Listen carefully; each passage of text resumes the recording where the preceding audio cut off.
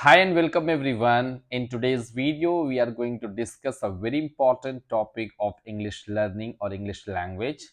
I think this topic is going to be quite helpful if you want to improve your communication skills. At the same time, it also helps you out to write, speak, especially when it comes to facing interviews. It also helps you to face interviews of IELTS examinations, because in today's video we are going to talk not only about vocabs of learning English language or English language.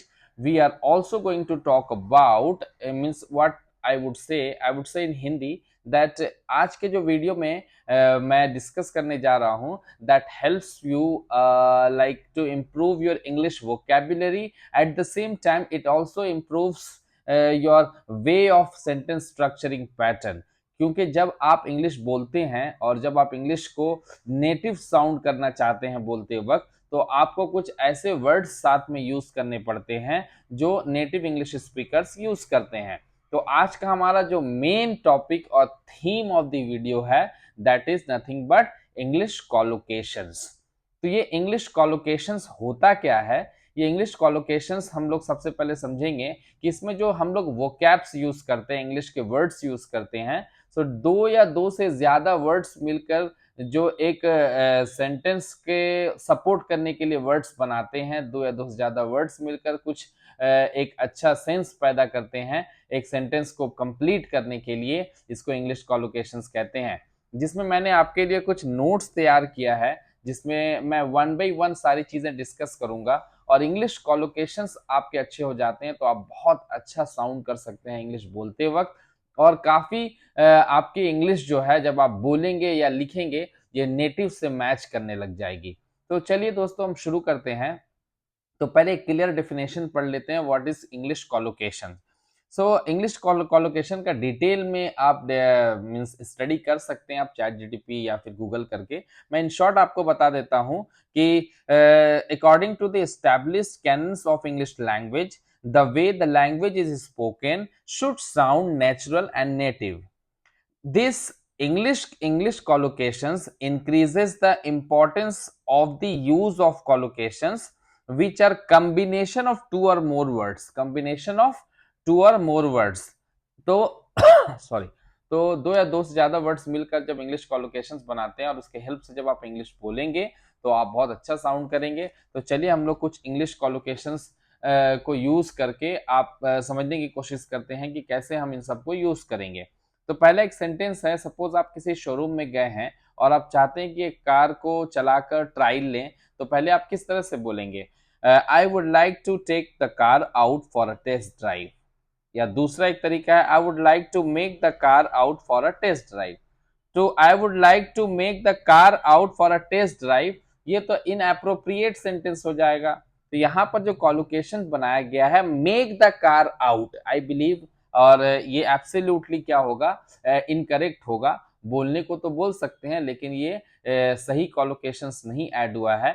सही collocation है take the car out, take the car out. यहाँ पर I would like to take the car out for a test drive, ये आपका सही collocation होगा वहां पर पर्टिकुलर यूज करने के लिए। तो चलिए हम लोग शुरू करते हैं, कुछ इंपॉर्टेंट कॉलोकेशंस को समझ लेते हैं, देख लेते हैं। अगर इसमें आप जो सही यूसेज करते थे वो ठीक है, लेकिन कहाँ पर इस तरह के कॉलोकेशंस में आप गलतियां कर देते थे वो आप जरूर कमेंट बॉक्स में हमें बताइए। दोस्तों ये वीडियो बहुत ही इंपॉर्टेंट एंड इंटरेस्टिंग होने वाला है, तो थोड़ा सा आपको सब्र रखकर इस वीडियो को देखना है। और वीडियो अगर अच्छा लगे तो अपने फ्रेंड्स, फैमिली एंड कलीग से जरूर शेयर करिए, क्योंकि वीडियो में बहुत इंपॉर्टेंट चीजें मैं डिस्कस करने जा रहा हूं। तो आज का पहला कॉलोकेशन है कॉमन वर्ब स्ट्रक्चर, जिसमें मेक और डू को हम लोग समझते हैं। अब ये मेक और डू क्या है? मेक का इस्तेमाल कब करते हैं? Make means to produce something, make means to produce something, while do is about performing an action। do किसी काम को करने के लिए यूज किया जाता है, और make कोई चीज प्रोड्यूस हो रहा है, बन रहा है, निकल के आ रहा है, तब यूज किया जाता है। तो इससे हम कैसा कॉलोकेशंस ऐड कर सकते हैं और फिर सेंटेंस बना सकते हैं, मैं कुछ आपको एग्जांपल्स दे देता हूं। जैसे make an arrangement, make change, make choice, make attempt, make an excuse. अब डू एन एक्सक्यूज या डू एक्सक्यूज करना ये इनएप्रोप्रिएट हो जाएगा, ये साउंड भी अच्छा नहीं कर रहा। डू फ्रेंड्स, तो रादर सेइंग डू फ्रेंड्स आप क्या कहेंगे, make friends, make miss, make noise, make impression, make a mistake. बहुत सारे लोग कहते हैं ऐसा कि आई did a mistake. I did a mistake, did is a past form of do also, तो डू का पास्ट फॉर्म है डी, डिड, तो आई डिड अ मिस्टेक करके बोल देते हैं। तो rather saying I did a mistake we are suppose to say a correct sentence making this collocations, I made a mistake, तो मेक का पास्ट फॉर्म मेड हो जाता है, तो आई मेड अ मिस्टेक आप बोलेंगे तो ज्यादा करेक्ट होगा और सही होगा।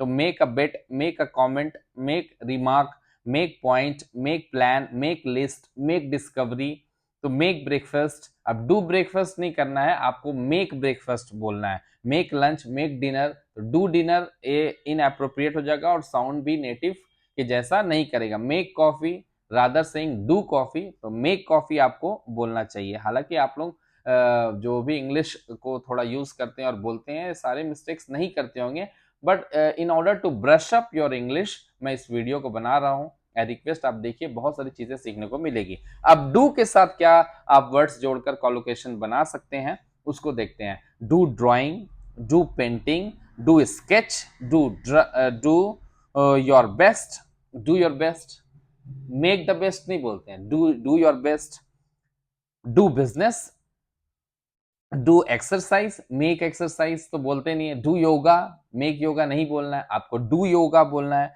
Do your homework, do your do exam, do a good turn, ये सारी चीजें आप बोल सकते हैं। ये सारी चीजें जो मैंने आपको कहा है इस वीडियो में, आप उसको स्लो करके फिर से सुन लीजिए, आप उसको नोट बना लेंगे, that will be you know like even even better I would say. तो चलिए हम लोग नेक्स्ट कॉलोकेशन की तरफ चलते हैं। अब नेक्स्ट है common verb structures. Common verb structures में हम लोग हैव का है use, take, go and get, इन चारों को एक साथ सीखेंगे। इन चारों के साथ क्या वर्ड्स ऐड होते हैं जो अच्छा कॉलोकेशंस बनाते हैं, जिसके थ्रू हम अच्छा इंग्लिश बोल पाएंगे, अच्छा सेंटेंस लिख पाएंगे। चलिए लिखते हैं हैव। तो हैव हम यहाँ पर हैव के साथ क्या बना सकते हैं, नाश्ता करो, खाना खाओ। नाश्ता करो के लिए हम लोग बोलते हैं टेक ब्रेकफास्ट, तो take breakfast is also acceptable, but इसके साथ हैव लगाएंगे तो ज्यादा अच्छा रहेगा। ये आप वो हैव नहीं लगा रहे हैं जो हम सेंटेंस स्ट्रक्चर करते वक्त बनाते हैं, यानी कि हेल्पिंग वर्ब नहीं लगा रहे हैं। यहाँ पर आप हैव का मतलब लेना यूज कर रहे हैं। तो चलिए इसको समझते हैं और बोलने की कोशिश करते हैं। हैव, सो हैव ब्रेकफास्ट बोलेंगे, have lunch, have dinner, have fun, have a good time, have an have an argument, have a dream, have an accident. ओ और इसके लिए एक्सीडेंट को भी हो जाता है, मान लो बाइक एक्सीडेंट हो गया तो आप ये भी वर्ड यूज कर सकते हैं, unfortunately I met with an accident, I met with an accident. Next है have appointment, have a problem, have emergency, have a look, have a party, have a trip, have temper, have a baby, have a headache। ये सारे words हैं, और भी words हैं, तो ये सारे आप यूज करिए। और आपको ज़्यादा ज़रूरत है आप आराम से किसी बुक से या गूगल करके भी आप निकाल सकते हैं। हमें मैसेज करेंगे तो मैं आपको एक और वीडियो बना के इन डिटेल डाल दूंगा। ये थोड़ा सा ऐसे ही डिटेल वीडियो है, तो मैं ज्यादा टाइम ना लेते हुए अब गेट की तरफ आता हूँ। गेट का इस्तेमाल करके आप क्या वर्ड्स ऐड करेंगे तो अच्छा कॉलोकेशंस बन जाएगा। गेट लाइसेंस, इन सब से आप सेंटेंसेस बनाइएगा। मैं सेंटेंस बना बना के अगर ईच एंड एवरी कॉलोकेशंस को बनाऊंगा so it would be quite lengthy and long video, so मैं I am not doing that. Get license, get married, get dressed. Get के साथ हमेशा याद रखना है आपको, जब भी वर्ब यूज कर रहे हैं तो वर्ब की थर्ड फॉर्म का इस्तेमाल करा जाता है। Get pregnant, get high, get job, get success, get satisfaction, get headache, get the joke, get message, get heart attack, so many things are there. सो यहाँ पर कुछ एग्जाम्पल्स भी मैं दे देता हूँ। The family had an argument over the share of household party. Had an argument, यहाँ पर ये आपका कॉलोकेशन है। फिर से मैं कह देता हूं, the family had an argument over the share of house hold property, property में को लेकर फैमिली में आर्ग्यूमेंट हो गई, तो उसके लिए सेंटेंस बनाया हैड एन आर्ग्यूमेंट को लेकर। नेक्स्ट एग्जाम्पल मैं लेता हूं, if you have a problem, if you have a problem with Shalini you should take, you should talk to her, sorry, if you have a problem, यहाँ पर have और a problem को लेकर एक कॉलोकेशन बनाया गया है। तो if you have a problem with Shalini you should talk to her, अगर प्रॉब्लम है तो आप उनसे बात करिए। नेक्स्ट है, we had a good time while travelling through countryside in Spain, Spain में काफी हम लोग एंजॉय किए, we had a good time. So had a good time यहाँ पर क्या है, कॉलोकेशन है, हैव का पास्ट फॉर्म हो जा रहा है हैड। नेक्स्ट है, on our YouTube channel we often talk about how to get success in our life. In our YouTube channel we often talk about how to get success in our life. Get के साथ success जो लगा है यहाँ पर वो English का collocations है। It is not that difficult to get decent job as a business analyst. तो ये बहुत ज़्यादा डिफिकल्ट नहीं है कि बिजनेस एनालिसिस्ट का जॉब, जो एनालिस्ट का जॉब आपको मिल सके। तो गेट अ डिसेंट जॉब, इस सेंटेंस में गेट अ डिसेंट जॉब जो है वो आपका कॉलोकेशन है। She has got a chronic splitting headache, बहुत बहुत ज्यादा तेज का दर्द होना, उसी को बोल रहा है हेडेक। स्प्लिटिंग हेडेक मतलब सर को क्या बोल रहे हैं, एकदम हिला देने वाला, एकदम जो एकदम ताबड़तोड़ जो दर्द होता है जिसको बर्दाश्त नहीं कर सकते। Has got a chronic splitting headache. Next sentence है एग्जाम्पल के तौर पे, Rahul had an emergency, had an emergency, emergency के साथ फिर हैड लगाया तो कॉलोकेशन इसी को बोल रहे हैं, और इसके लिए सेंटेंस जब बनाएंगे तो अच्छा लगेगा सुनने और बोलने में। Rahul had an emergency at home, दो इट डजंट साउंड्स गुड, कोई इमरजेंसी हो जाती तो ऑब्वियसली हम लोगों को अच्छा नहीं लगता है, लेकिन सेंटेंस बनाने में अच्छा लगेगा कि had an emergency so he left early today, उसको किसी तरह की इमरजेंसी हो गई थी तो उसने आज जल्दी छुट्टी ले लिया। चलिए आगे बढ़ते हैं। तो अब हम लोग करते हैं टेक के साथ। टेक के साथ कुछ वर्ड्स हैं जो कॉलोकेशंस बनाते हैं अच्छा। Take holiday, take a seat, take train, take plane, take bus, take interest, take a chance, take major, take step, take action, take control, take criticism, take offence, take a linking to, take a dislike to, take पोल।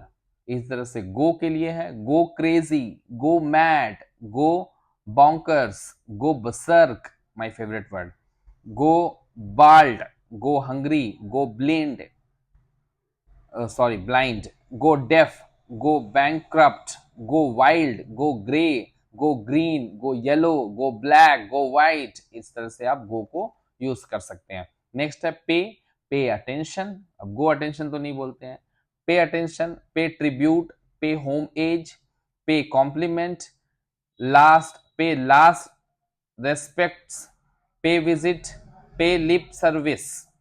तो इस तरीके से हम लोग पे का collocation समझे हैं। आइए कुछ एग्जांपल्स लेते हैं। I am planning to take a long holiday after the exam.